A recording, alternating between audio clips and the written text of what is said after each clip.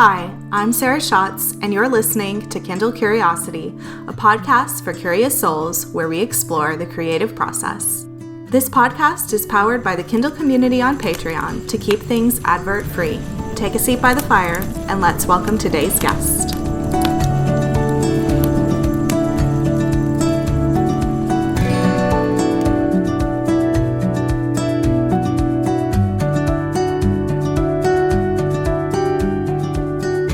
Becca Piastrelli is a writer, Women's Circle space holder, nature lover, and big believer in working with your hands. I've had the pleasure of working closely with Becca as a member of her Creative Sisterhood. Becca, I'm so glad you're here. I'm so happy to be here with you, Sarah. So let's just jump into it. What were you curious about growing up? Yeah, well, there's sort of like two phases. The first phase is like the tree climbing phase, where I was really into fairies. And like I had this book, I don't know if you remember this book, where each letter of the alphabet was a different fairy and they were associated with a flower. I wish I could remember the name. I might do a deep dive on that. Anyways, I was obsessed with this book, and I was obsessed with flowers and fairies. And I lived in like suburbia and, like tract homes. But there was this one tree in the lot behind our house because the house hadn't been built there yet. And I would climb in that tree and I would just like talk to the fairies and like have the make-believe thing, which is so important in childhood, to really have make-believe encouraged. So that was a phase. And then the other phase was I was just like really into woman things, which is kind of a funny way to put it. But I just thought my mom was so beautiful, and I loved her high heels and her lipstick and her CoverGirl green compact. And she just was so amazing to me as a little girl, just looking at my mom, being like, she was a working woman. So she had a little bit of mystery about her because I didn't see her all the time.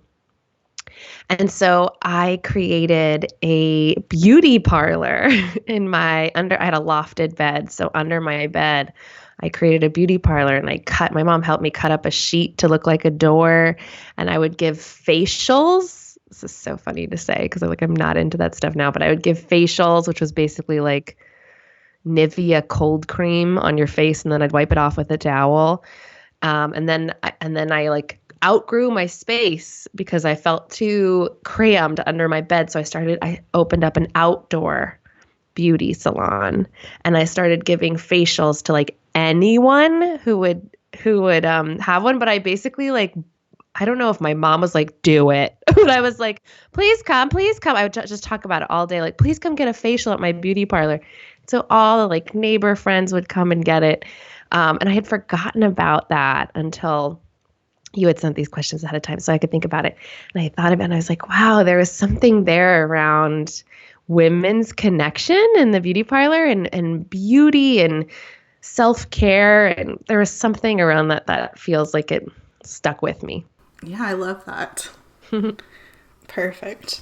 When you talked about the trees, I did something similar. We didn't have any trees I could climb in, but we had great big pines with like no branches near the ground. And I had this keychain that looked like an old skeleton key. And I remember going and using the key to unlock the trees. Oh my gosh. To go into like the fairyland. That's beautiful. I love that. Yeah, so we have the whole tree fairy connection for sure. I love that so much. And a pine tree is so tall and majestic. So how did the fairies and the beauty parlor lead to what you do now? Well, it's not a straight line because life is never a straight line. I actually cut off a lot. I talk about this a lot. I cut off my creative curiosity. I really did. It was still always there because it's so hard to cut that off. It's an infinite well that just bursts through us. I just really channeled it into success in the form of what society tells you is, good So I really cut off any sort of my life that felt impractical. And I come from a family of academics. Everyone has advanced degrees and, was like in the working world. Nothing wrong with that. They did the best they could. I love my parents so much. It was just encouraged in my household, like it is in many, to like climb the ladder. And so all my extracurriculars in school were for literally padding my college resume. I mean, as early as 10 years old, I was thinking about getting into college, but I still was very playful, very community oriented. And I did music. I played trombone. I chose trombone because a woman is unlikely to choose trombone. And therefore, I would be a very pleasing candidate for an Ivy League college, which is so funny to say, but that's the truth. But thank gosh I did, because I really was able to hold on to that little nugget of expression. Then I went to college, then I went to business school, got my MBA, got a big job in tech here in San Francisco, like did the dang thing, and felt the ache, felt the knocking, felt the hello, I would like to express myself, and I'm not doing that through email memos and PowerPoints. So I came back to the trees and the fairies, which I never, ever could have predicted. But I came back to the trees and the fairies and the, cold cream facials, kind of, because I knew I needed community and I knew I needed to work with my hands. So it was like an awakening or a remembering that happened in my mid-20s, where I started working with plants again, started really getting into herbal medicine making and homemade beauty products. And it just blossomed from there, where I just was like, oh, I'm a creative person again. I've always been creative. And I just awoke the beast in the best possible way. That's one of the many reasons that I wanted to have you on the podcast, because I'm sure many women have experienced that or are experiencing that now, where they feel cut off from their creativity. So I like that you can speak to that journey. Can you talk a little bit about the spark that brought that back? Yeah, it was pretty unconscious, to be honest, because I don't think I was brave enough then to be conscious about it. I would need like a purpose, or I would need it to like be a business, or, I would have needed, you and I have talked about this, where it was like, right, can we just create for creation's sake? And I think then my mindset was not there. So somehow my like inner child or inner wisdom said, we're just gonna make it so you do this and you don't know why. So it started, there was still a why. I had a blog, and even then, I didn't know why I really had a blog. I do know now, I needed to share a part of myself that wasn't corporate or wasn't intellectual, wasn't a master's of business administration person. I needed to share another part of myself that was really yearning to be seen. So I made things. I took crappy iPhone photos of them and I put them on the internet. And that was the spark. That was the beginning of, oh, I like this. And that back then I was known as the Dabba List. And that is another thing, is I really attached to this idea of dabbling because that didn't feel so scary, because I was really in a perfectionist mindset, because society is in a perfectionist mindset. Capitalism is all about winning or losing. And so I wanted to win. And so therefore being creative was incredibly scary, because what if I wasn't good at it? Well, what if I wasn't good at the thing? And then that was too much pressure, and then I would get anxiety. And so many people I talk to, and probably you too, when we talk about creativity, it's actually legitimately terrifying to face imperfection, to face the creative process, to even embrace that time between beginning and completion. Like, what's in there? Oh, I'm really nervous about it. So I embraced and called my blog the Dabba List, because I was like, this is a practice for me of being okay with dabbling in anything creative and creating for creation's sake. Because I guess I unconsciously knew that was the medicine, that was the healing I needed. I love that. I love that word. It's actually worked into one of the questions we'll get to later, because I think dabble is such a nice entryway. Yeah. As you just spoke about. Mm-hmm. When it feels too intimidating, you can just dabble. Right. And that's okay. That's okay. It doesn't mean anything about you being not serious or, flighty or any of those ways in which we as a society make dabbling wrong. Ever since I started talking about embracing my inner Renaissance woman, Yes. I keep getting those comments where people are like, oh, I've always thought of that as a negative thing, to be the jack of all trades and the master of none. But it can be really powerful. Yeah. I love that you've embraced that term.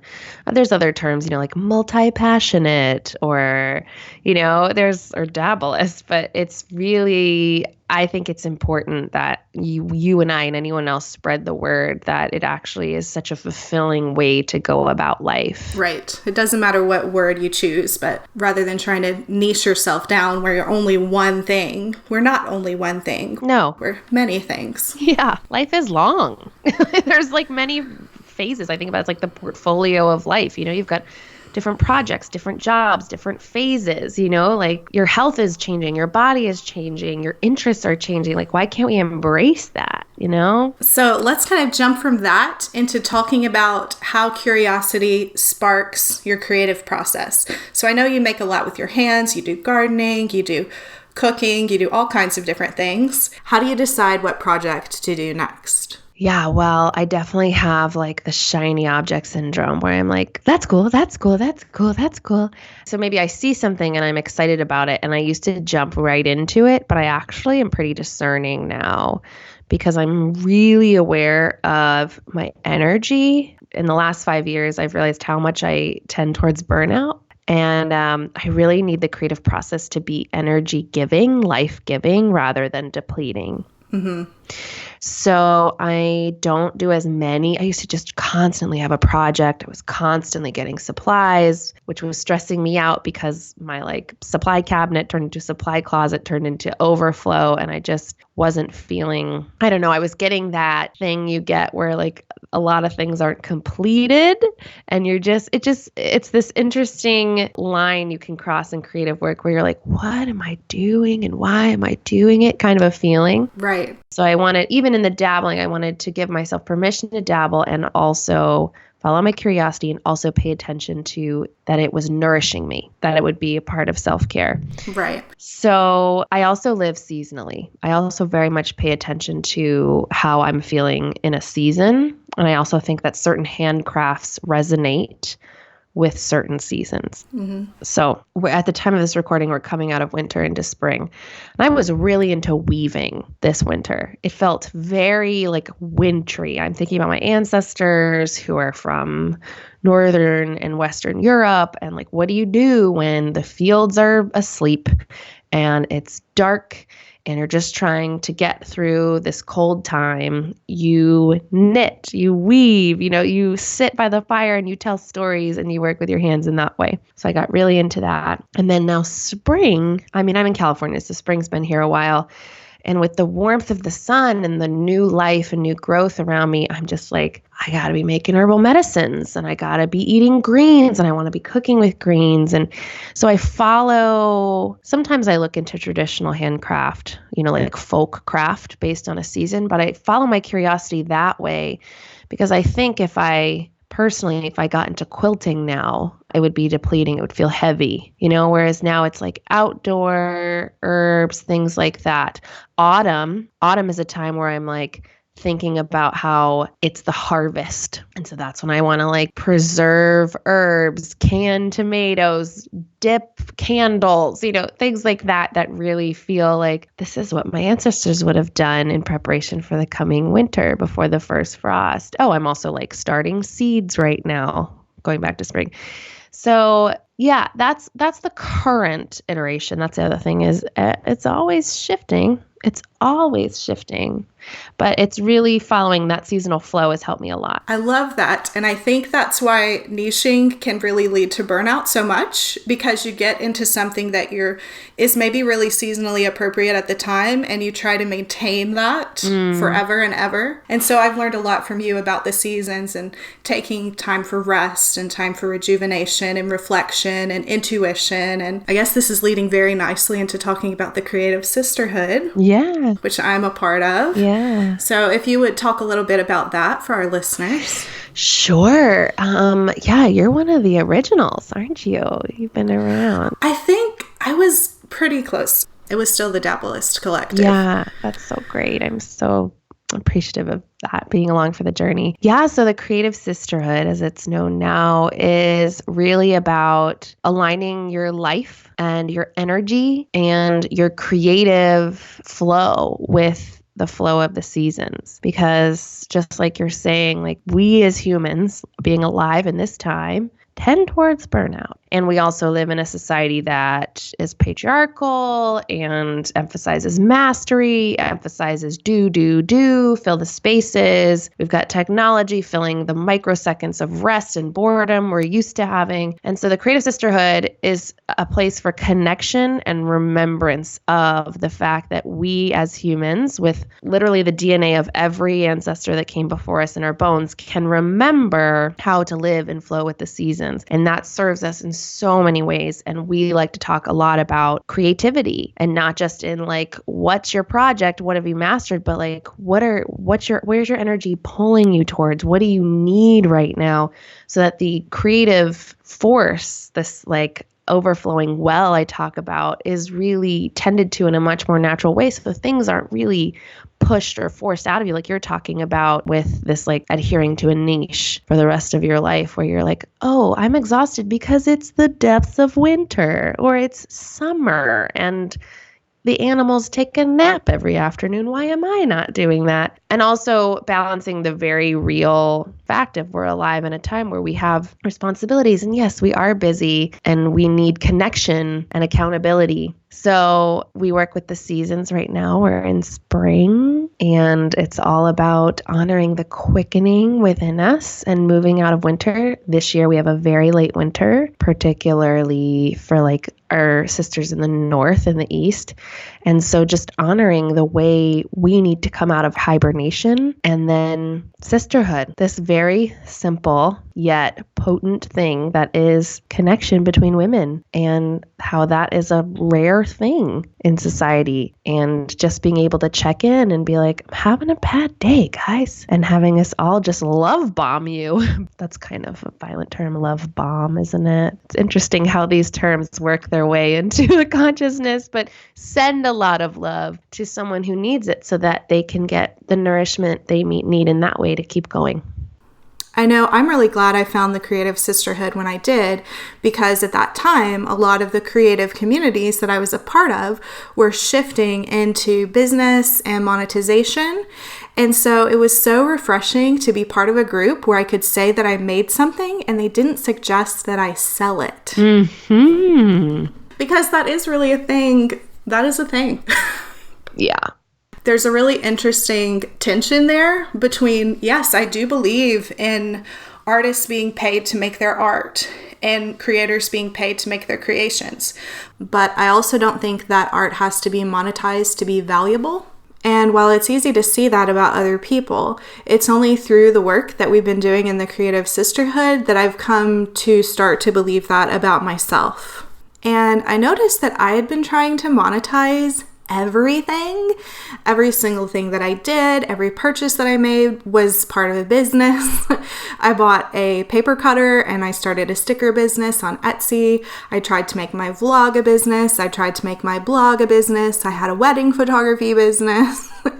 And at a certain point, it was just too much. And my husband was like, Sarah, you have too many jobs, not to mention my university teaching job. And so it was really burning out.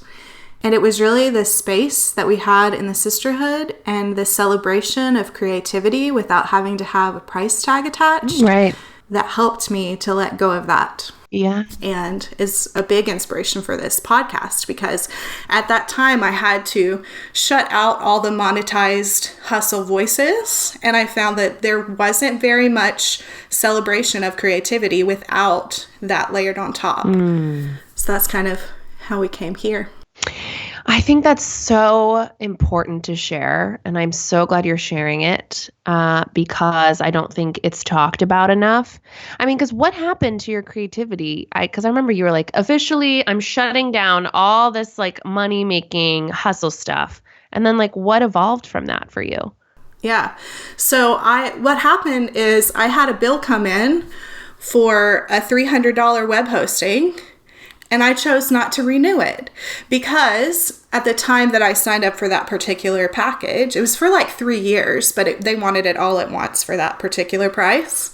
I was a wedding photographer, and you have like big chunks of money come in periodically, which can easily pay for that kind of thing. But I wasn't doing the wedding photography anymore, partly because I wasn't interested in it, partly because I'd moved to a new place and making new connections, but mostly because I was being drawn to other things.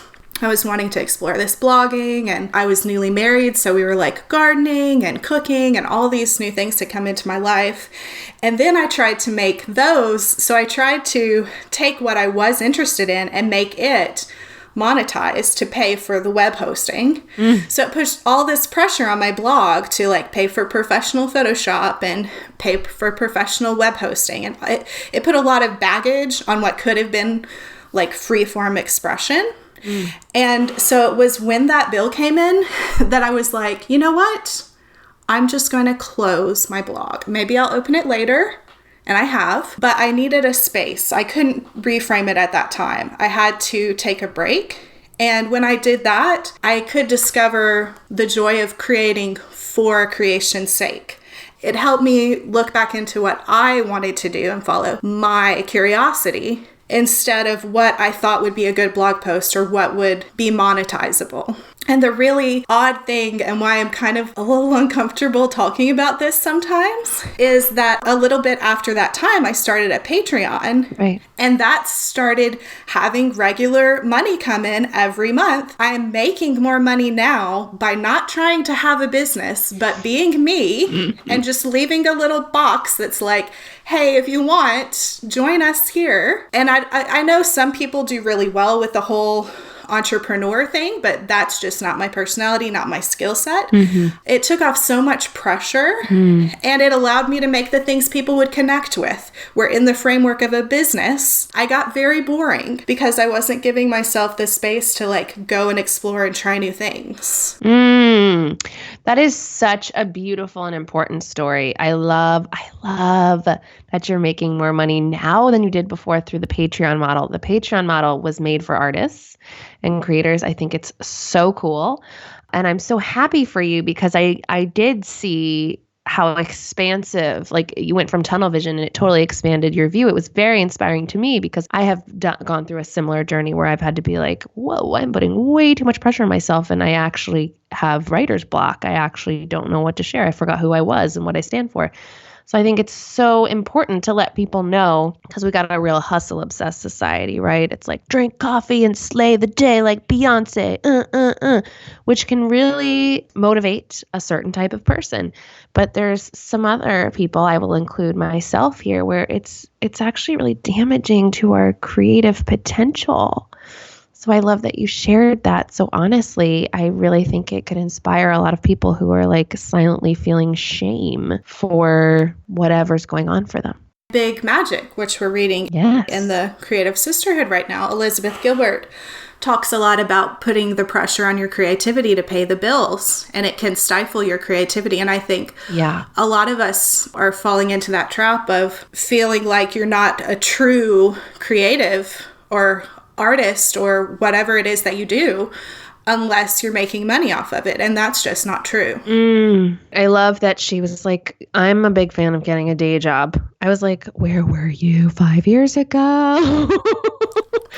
Exactly. Yes. And probably if I had heard her say that 5 years ago, I would have been like, nah, I'm just going to go for it and hustle as hard as possible. Man, I just made some like really tough financial decisions that I've just finally climbed my way out of because I had that pressure on myself to be that certain way that was being presented to me by, you know, like the business coaches and the blogging communities and all of that. So yeah, can we take the pressure off? Because when we take the pressure off, our creative abilities really blossom. Like I have to step away from the computer. I find devices limit my creative well. Like I have to create white space. I have to make myself bored. I need to go outside without technology in order to expand my abilities to create. Definitely. Definitely. We've talked about this a lot too. For me, last year around this time, we went to London for 2 weeks. Well, we were in London and then we went to the English countryside. And so I didn't have like an international data plan. I was totally unplugged, except for when we were back at the cabin and I would post some pictures to Instagram. But I didn't have Facebook, I didn't have Twitter, and I didn't miss it. And it created so much space. And so it's taken about a year of trying to find the new balance of coming home and trying to create more of that here. Right. But I made the decision, I was considering buying a laptop and I was like, no, it's better for me to have a desktop on a desk that I have to go into the computer and sit at.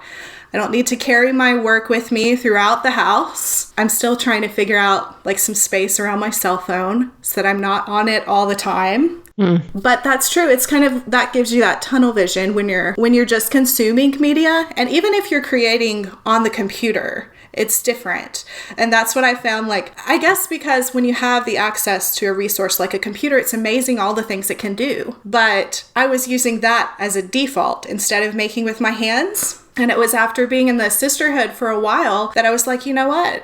The logo, the design for this podcast, instead of making it on the computer, I got a lino cut and I carved the campfire. And I did printmaking, which I haven't done since undergrad. And so I'm like, why am I automatically doing things on the computer when I could tangibly do them? And it just unlocks your brain in a different way. Yes.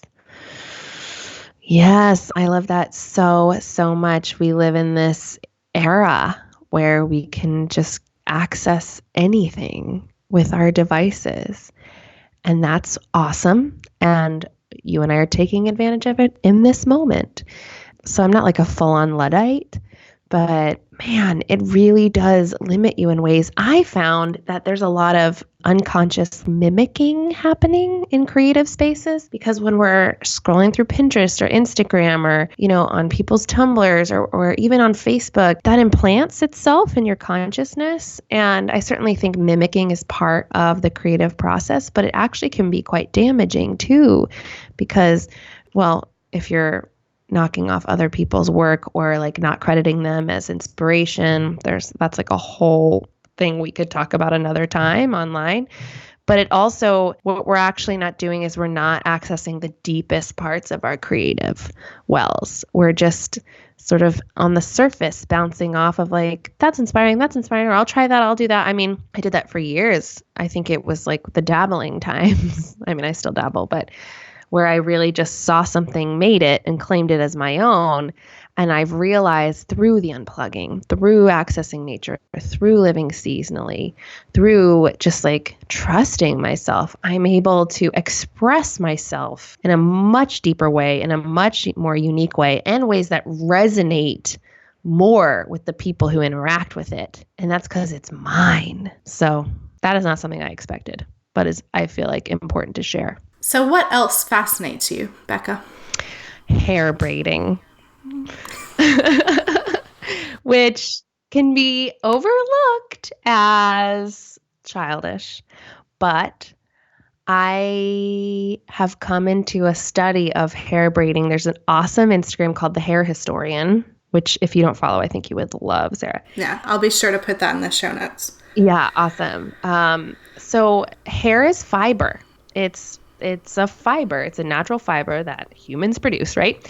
And braiding is a way of expressing your ancestral lineage. If you go back into like the history of hair braiding throughout Europe, like it was a way of women who were suffering under the patriarchy to communicate subtly like political leanings, or to like send a signal to like a lover or something. And it's this whole idea of like plaiting. Is it plait or plait? I think it's plait, but I'm not sure. Well, you're the Anglophile, so yeah, plait, this whole idea of like braids being, I just read The Mists of Avalon again, which is a really heavy read, but there was always a note of like the way she would braid her hair. And like, it was a way of her, like Morgan, the way she came into like embodying the priestess, or like how she would braid her hair when she would meet up with her lover in the forest or whatever it is. And so I've looked into hair braiding, and then also in other cultures like African hair braiding, Caribbean hair braiding, and all the different methods. And now I'm just like YouTube hair braiding tutorials like crazy. And it's also very exhausting on the hands. It is. So there's like something about it being a devotional practice that really, really fascinates me. And it's been a couple years and I can't stop. It's just something that's really drawn me in. Yeah, I love the idea of braided hair. And I used to have braided hair a lot when my mom did it. Yep. You got to get someone to do it. In gymnastics, and she would have these like really elaborate French braids. That was the only way, because my hair I never cut it ever. And so it was really long and I was having to do all these flips and stuff. So she would just figure it out. But whenever I tried to do it myself, also because it was very long and very heavy, it was very hard. So I kind of went the route of the ponytail. But recently I have started cutting it shoulder length, not cutting it short. And then when I tried to braid it, I found it had all these layers in it, which I wasn't used to. And I was like, what do I do with these? But I would love to figure out and to build up my arm strength and my hand strength so that I could braid it, because I love braided hair. Yeah, I'm totally with you. It's about building up the arm strength. I also have layers, and I just do a lot of tucking and pinning. And also, the thing about ancestral hair braiding is it was done in community. You never really braided your own hair. Someone braided your hair for you.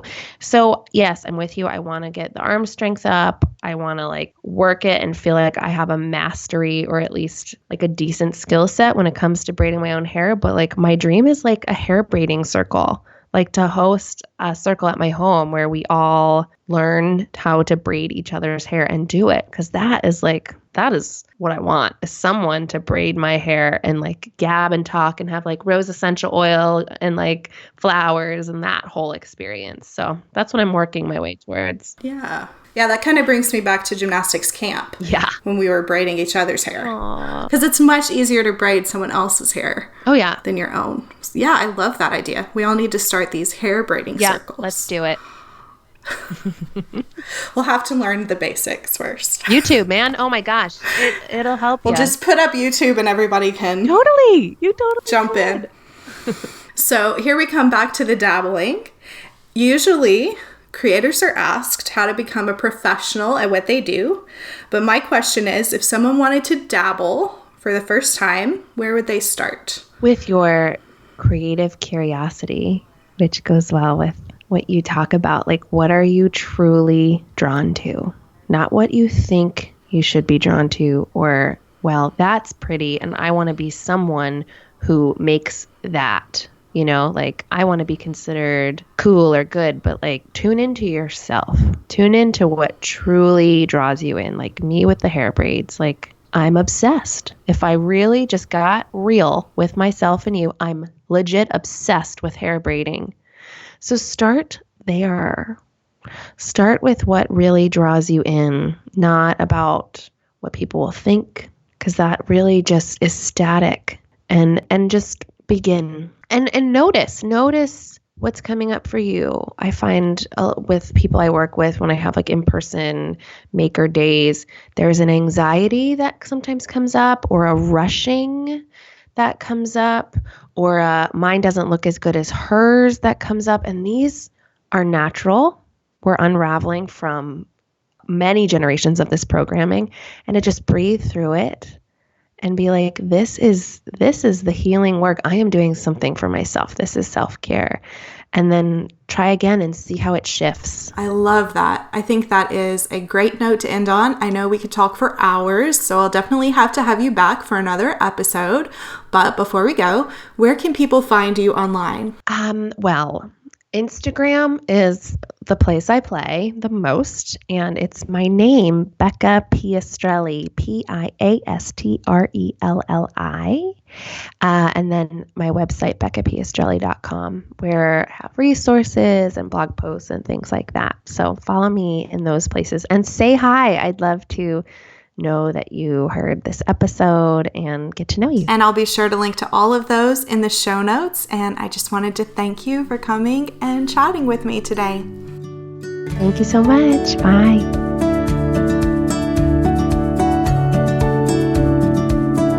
Kindle Curiosity is funded entirely by supporters on Patreon. You can pledge as little as $1 a month to keep this podcast advert-free. Additional tiers unlock bonus rewards like extra podcast episodes, the Kindle Book Club, and our virtual maker gatherings. Learn more at kindlecuriosity.com or find me on Patreon as Sarah Schatz. If you'd like to support Kindle Curiosity without becoming a patron, you can subscribe, rate, and review wherever you listen to your podcasts. Find all of the show notes from today at kindlecuriosity.com. I hope you enjoyed today's episode. I'd love to know what you think. You can find me on most social media as @SarahD.Schatz. Thanks for listening, and thanks especially to all of my patrons on Patreon. P.S. I'd love to know what's sparking your curiosity. Share your moments of creativity, exploration, and wonderment with #KindleCuriosity.